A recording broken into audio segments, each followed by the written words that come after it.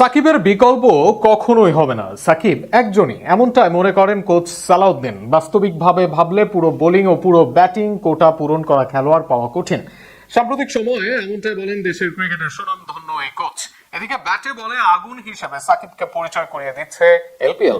সাকিবকে নিয়ে সালাউদ্দিনের উক্তি আর জাফনায় সুযোগ পাওয়ার ব্যাপারে এক করে থাকছে প্রতিবেদন। গতকাল এলপিএল এ জাফনার হয়ে দল পেয়েছেন সাকিব আল হাসান। সেখানে তাকে আগুন বলেই পরিচয় করিয়ে দিয়েছে লিগ কর্তৃপক্ষ।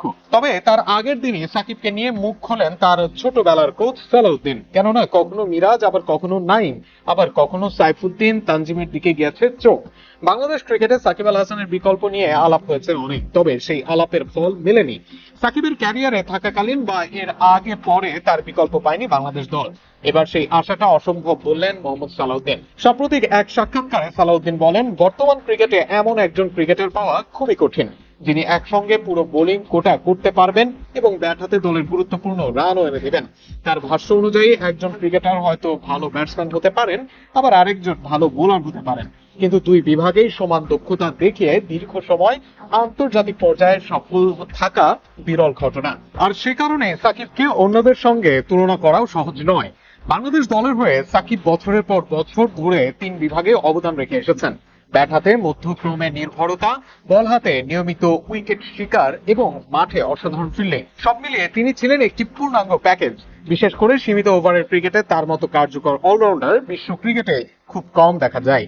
তাই তার শূন্য স্থান পূরণ করা যে সহজ হবে না, সেটি মনে করিয়ে দিয়েছেন সালাউদ্দিন।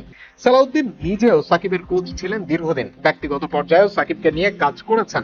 কোনো সমস্যা হলে সাকিব ছুটে যেতেন তার কাছে।